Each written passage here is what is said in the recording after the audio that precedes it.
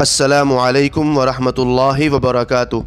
मोहतरम सामिईन किराम, all India Muslim personal law board ने ज्वाइंट पार्लिमानी कमेटी को लेकर अपने लेटर पैड के ज़रिए एक वजाहती बयान जारी किया है, क्योंकि कुछ गलत किस्म के लोग गलत चैनल बनाकर और मुस्लिम पर्सनल लॉ बोर्ड की तरफ से नकली रिज़ल्ट बनाकर कम से कम तादाद एडिट करके व्हाट्सएप और दीगर सोशल मीडिया पर खूब फैला रहे हैं ताकि लोग गलत फहमी का शिकार हो। दोस्तों, ये सब साजिशों के तहत आवाम को गुमराह किया जा रहा है। तो चलिए दोस्तों, वो लेटर पैड पढ़कर आपको सुनाता हूँ। सामीन किराम, इससे पहले आपसे गुजारिश है कि अभी तक हमारे चैनल को सब्सक्राइब नहीं किए हैं तो सब्सक्राइब कर लीजिए और घंटी के निशान को भी दबा दीजिए। शुक्रिया।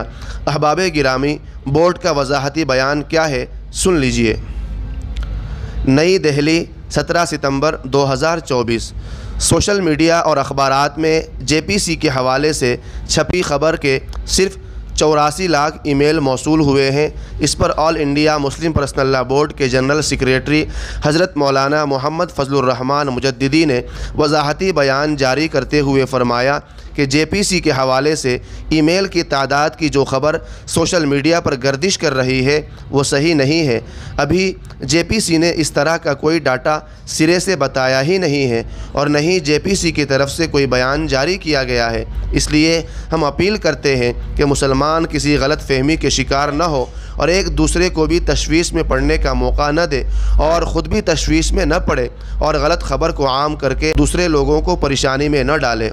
तो सामीन किराम, ये था all India Muslim personal law board का JPC के हवाले से अपना वजाहती बयान।